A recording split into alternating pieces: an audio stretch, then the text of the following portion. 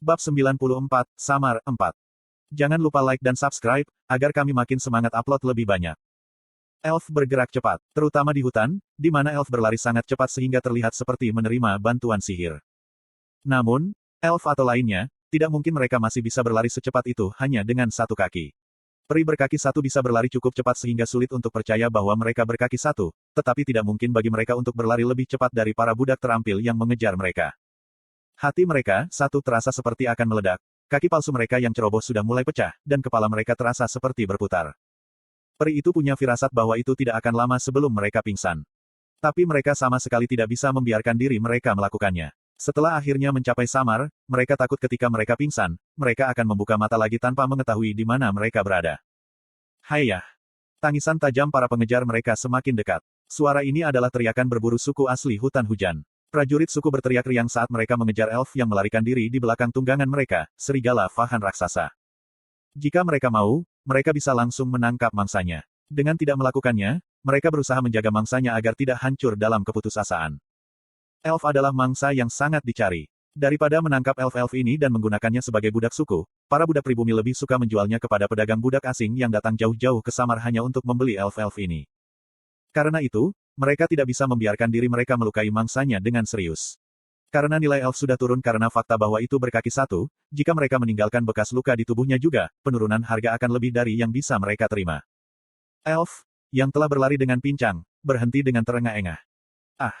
Karena mereka berlari seperti orang gila, mereka tidak memperhatikan suara di sekitar mereka. Tidak, lebih dari itu karena alasan mereka telah diselimuti oleh teriakan menakutkan dari penduduk asli. Inilah yang menyebabkan mereka hampir lari dari tepi tebing. Dengan mata gemetar, elf itu melihat ke bawah. Kaki dari tebing, jauh di bawah, ditutupi oleh sungai yang mengalir.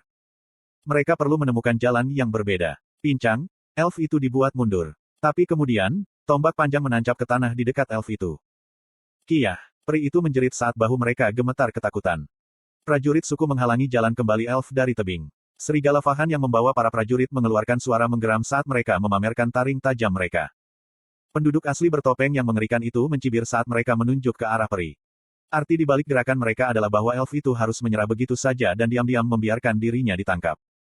Peri itu menggigit bibir mereka yang gemetar. Tidak mungkin mereka bisa berkomunikasi dengan orang-orang barbar ini. Setelah mereka pertama kali bertemu satu sama lain, peri itu telah mencoba memohon belas kasihan kepada mereka beberapa kali, tetapi penduduk asli hanya pernah berbicara di antara mereka sendiri dalam bahasa yang hanya mereka yang tahu artinya. Elf ragu-ragu melangkah mundur. Beberapa penduduk asli yang turun dari punggung serigala Vahan mereka mendekati peri. Mereka telah meletakkan tombak mereka dan merentangkan tangan mereka lebar-lebar, seolah-olah untuk menunjukkan bahwa mereka tidak bermaksud menyakiti peri itu. Tapi di balik topeng bundar mereka dengan rongga mata yang tampak seperti dirobek dengan pisau, elf itu melihat keserakahan dan nafsu berkilauan di mata mereka. Tatapan mereka mendorong tubuh elf untuk melakukan langkah berisiko. Menelan jeritan naluriah, elf itu melemparkan dirinya dari tebing. Menginjak-injak. Setelah menggulung manset celananya, Christina menginjak cuciannya. Sebelum menjadi calon santo, dia adalah seorang yatim piatu yang ditinggalkan di sebuah biara. Berkat ini, dia terbiasa dengan pekerjaan seperti mencuci pakaian. Sepertinya kamu menikmati dirimu sendiri, Christina berkomentar masam saat dia berbalik untuk menatap Eugene dengan mata menyipit. Meskipun dia sudah terbiasa dengan mereka, itu tidak berarti dia menikmatinya. Ini tidak seperti aku hanya bermain-main. Eugene membela dirinya sendiri. Eugene telah menyiapkan pancing dan sedang duduk di tepi sungai. Tapi setelah melakukan semua itu, dia bahkan tidak fokus memancing. Sebagai gantinya, dia bahkan mengeluarkan kursi untuknya duduk dengan nyaman dan terserap dalam buku sihir. Dengan membaca buku sihir ini, saya belajar lebih banyak sihir, dan dengan mempelajari lebih banyak sihir, saya menjadi lebih kuat, desak Eugene. Seiring saya menjadi lebih kuat, risiko yang akan kita hadapi lebih jauh dalam perjalanan kita berkurang. Jika itu terjadi, maka kamu cukup bertele-tele hari ini. Christina memotongnya. Itu karena aku sudah mengatakan ini beberapa kali sekarang, tapi kamu terus menanyaiku. Jika Anda tidak ingin menderita seperti ini, maka Anda seharusnya tidak mengikuti saya, kata Eugene dengan mengangkat bahu meremehkan sambil membalik halaman. Ini tidak seperti aku sedang bermain-main. Dan itu tidak seperti aku terlalu membebanimu. Apakah Anda tidak akrab dengan istilah, alokasi peran? Kau benar, aku mengatakan sesuatu yang tidak berguna. Jadi tolong fokus saja pada bacaanmu, kata Christina putus asa. Eugene melanjutkan meskipun protesnya, ini tidak seperti aku membuatmu melakukan pekerjaan seperti binatu sepanjang waktu juga. Saya mengurus perburuan dan pertempuran, dan saya juga menangani pengeringan cucian. Yang perlu Anda lakukan hanyalah mencuci dan memasak, bukan? Meski begitu, Masakanmu rasanya tidak enak, jadi biasanya aku yang menanganinya. Apakah kamu tidak akan belajar? Christina mengingatkannya. Sekarang setelah saya membahasnya, saya harus mengatakan, ada terlalu banyak masalah dengan cara Anda memasak. Eugene melanjutkan kuliahnya. Bukankah sudah kukatakan berkali-kali bahwa aku lebih suka rasa yang lebih kuat? Dan dagingnya tidak boleh terlalu matang, hanya sampai sedikit meneteskan darah. Aku melakukannya karena mengkhawatirkan tubuhmu, Sir Eugene. Christina membela diri. Aku curiga kamu hanya memasak menurut seleramu sendiri, tuduh Eugene. Saya berada di puncak kesehatan, jadi saya tidak akan terkena apapun dari makan steak merah yang disiram rempah-rempah. Christina berhenti memprotes dan hanya menutup mulutnya. Sudah lebih dari sebulan sejak mereka pertama kali memasuki hutan ini. Banyak yang telah terjadi di sepanjang jalan, dan Christina telah memahami dengan baik bagaimana kepribadian Eugene yang keras kepala. Terutama dalam hal argumen, karena Christina tidak pernah bisa mengalahkan Eugene dalam debat langsung. Christina selalu berpikir bahwa sebagai seorang pendeta, dia harus menjaga hati yang welas asih, tetapi setelah berbicara dengan Eugene, dia merasakan dorongan untuk melupakan imamatnya dan hanya menyelipkannya di belakang kepalanya. Apakah buku itu kebetulan memiliki mantra yang berhubungan dengan mencuci pakaian yang tertulis di dalamnya? Tanya Christina penuh harap. Apakah sihir sucimu memiliki mantra cucian? Eugene membalas pertanyaan itu. Mengapa sihir suci memiliki mantra untuk mencuci pakaian? Christina memprotes. Lalu kenapa aku harus mempelajari mantra-mantra cucian? Eugene menunjukkan, berapa kali saya akhirnya harus mencuci sendiri. Ini sebenarnya bohong. Di antara berbagai mantra yang telah dipelajari Eugene di Arot, ada juga beberapa mantra cucian.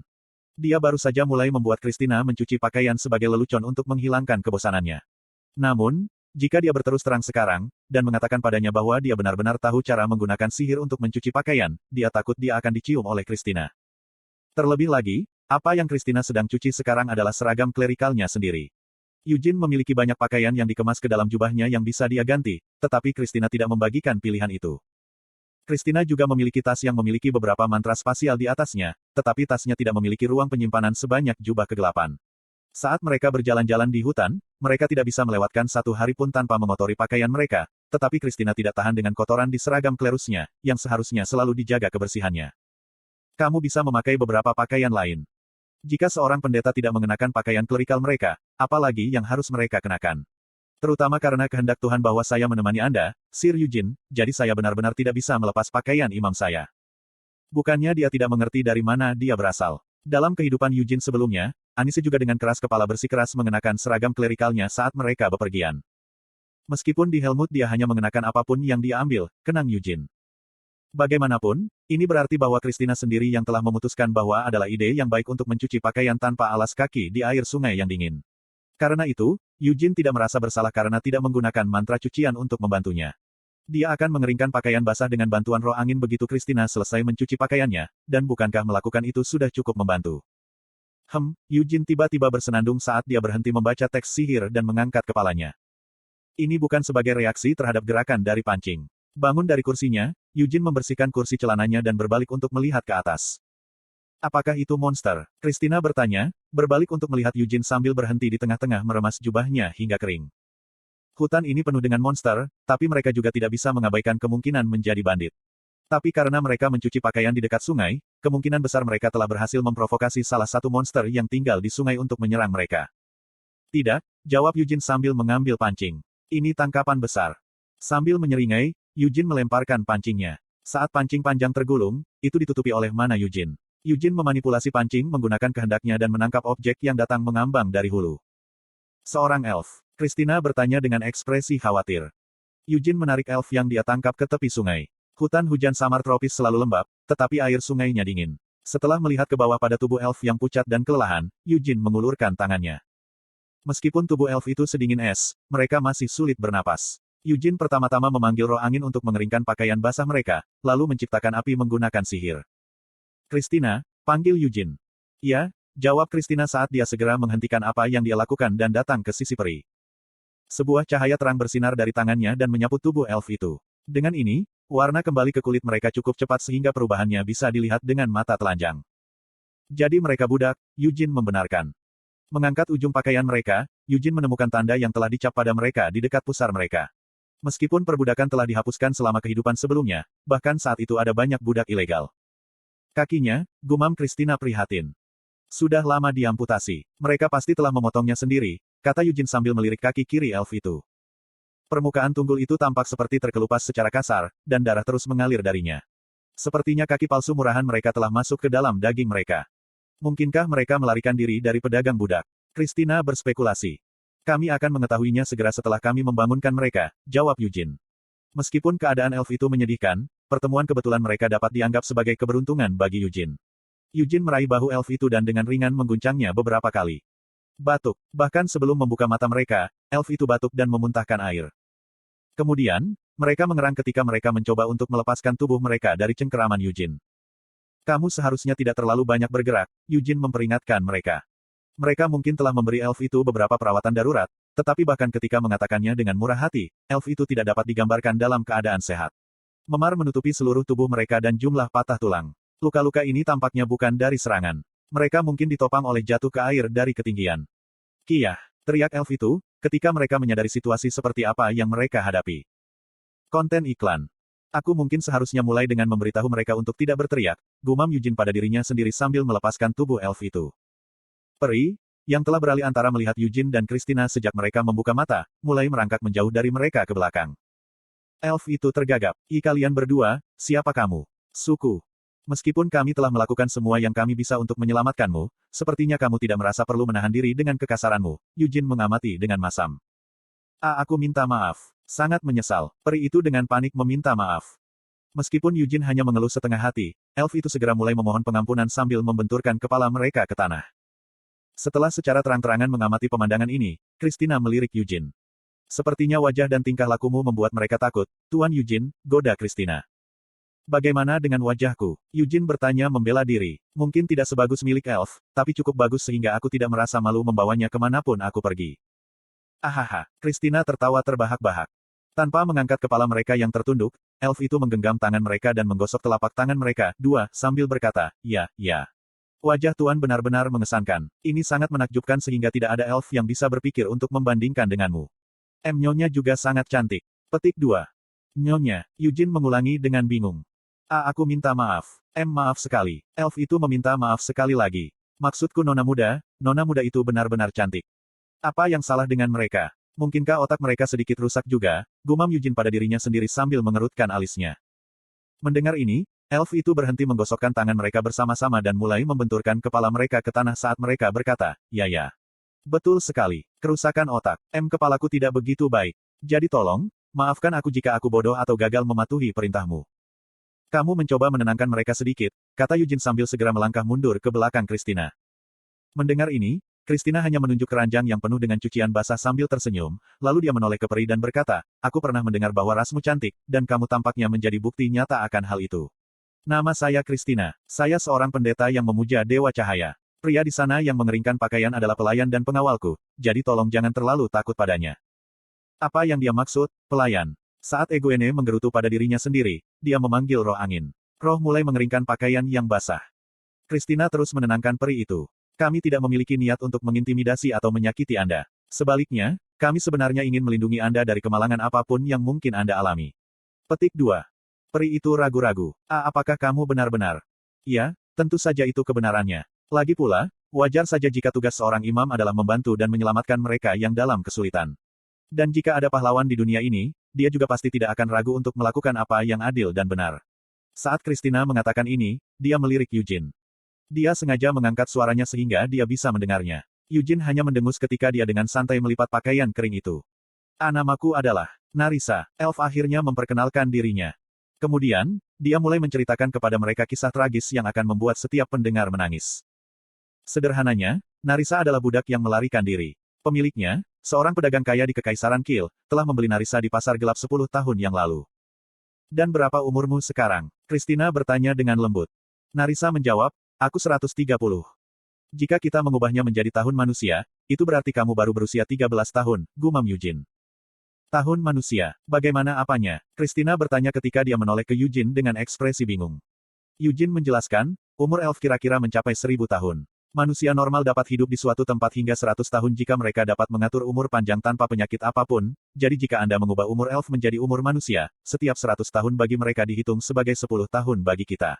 Petik 2. Omong kosong bodoh macam apa itu? Christina menggelengkan kepalanya saat dia menggumamkan ini. Logika di balik klaimnya tampak sangat tidak masuk akal sehingga bahkan tidak lucu, tetapi Narisa hanya bertepuk tangan setuju dengan senyum budak ketika dia berkata, "Ya. Dalam tahun elf saya mungkin berusia 130 tahun, tetapi di tahun manusia, saya baru berusia 13 tahun." Petik 2. Eugene melanjutkan interogasinya, "Jadi di mana kampung halamanmu? Apakah kamu lahir di Samar?"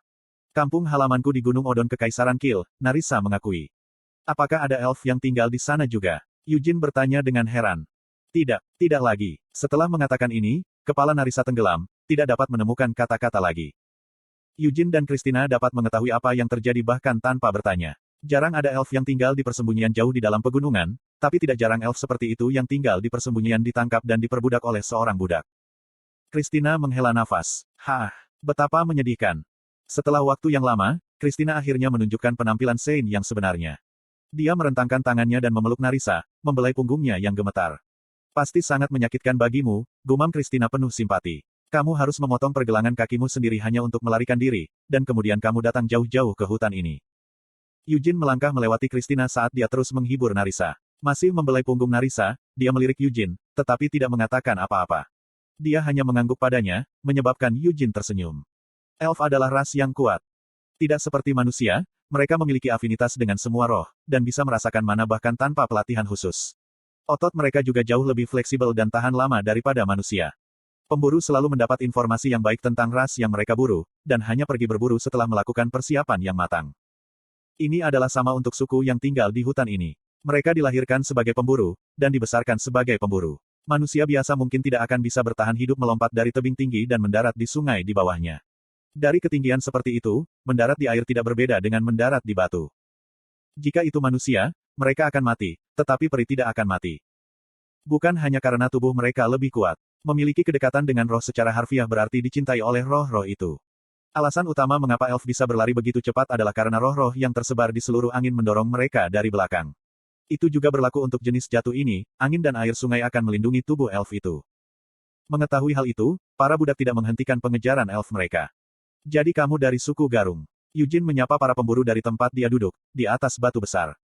Sudah sebulan sejak mereka pertama kali memasuki hutan hujan. Mereka tidak hanya berkeliaran selama itu. Mereka juga bertemu dengan beberapa pedagang yang melintasi hutan, dan mereka bahkan bertemu dengan beberapa penduduk asli yang berasal dari suku yang berbeda. Mereka bukanlah pertemuan yang sangat menyenangkan. Para pedagang mengolok-olok kedok Christina sebagai misionaris, dan penduduk asli telah mencoba memperbudak dua orang asing yang bepergian sendirian tanpa pengawalan. Mereka semua segera membayar harga karena bertindak seperti orang idiot. Melalui proses ini, Eugene telah mendengar tentang berbagai suku yang tinggal di hutan ini. Semakin dalam Anda masuk ke hutan, semakin buas dan ganas penduduk asli, terutama dalam pengucilan mereka terhadap orang luar. Garung adalah contoh dari salah satu suku tersebut. Mereka menangkap semua orang asing dan menjadikan mereka budak suku mereka. Jika orang asing yang mereka tangkap adalah saudagar kaya atau bangsawan yang datang untuk tur mewah, mereka memiliki kesempatan untuk diserahkan kembali setelah suku menerima tebusan yang cukup besar. Tapi meski begitu, itu hanya jika mereka yang ditangkap beruntung. Jika mereka tidak beruntung, mereka hanya akan dibunuh dan dimakan. Beberapa suku asli mempraktekkan kanibalisme, dan Garung adalah salah satunya. Orang luar, kata salah satu penduduk asli yang menunggangi punggung serigala besar mereka. Dia telah menarik topeng di wajahnya, membuatnya jelas bahwa dia sedang menatap Eugene. Wajah penduduk asli ditutupi bekas luka dan tato. "Apa Anda sedang mengerjakan di sini?" Penduduk asli menuntut. Tidak seperti penampilannya yang kejam, sepertinya dia bisa berbicara dalam bahasa yang sama, tetapi dia mengucapkan kata-kata itu dengan perlahan dan dengan cara yang sedikit tidak jelas. "Sepertinya apa yang aku lakukan?" Eugene menjawab, "Aku hanya duduk di sini dan beristirahat." Penduduk asli melanjutkan pertanyaan singkatnya. "Seorang bangsawan, dari mana? Siapa yang ingin tahu?" Eugene membalas pertanyaan itu dengan kurang ajar. "Bau ini," kata penduduk asli dengan cemberut sambil mengendus udara. Eugene terkekeh dan mengambil sudut jubahnya untuk memeriksanya. Apakah itu benar-benar mengeluarkan bau seperti itu? "Tidak ada alasan mengapa harus demikian," bantah Eugene. "Saya berada di sisi yang rapi, jadi saya mencuci tubuh saya setiap hari."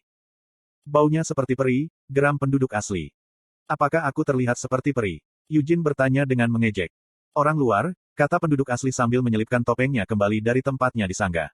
"Mangsa Garung, apa kau mencurinya?" "Mangsa macam apa yang datang bersama pemiliknya? Siapapun yang menangkapnya lebih dulu yang menjadi pemiliknya," kata Eugene sambil mengangkat bahu sambil menjatuhkan sudut jubahnya. Serigala raksasa menyerangnya. 1. Mereka, yang netral gender sebagai jenis kelamin elf belum diketahui. 2. Ini adalah gerakan yang sering terlihat dalam drama sejarah Korea di mana seorang bawahan berlutut di depan tuannya dan memohon dengan tulus.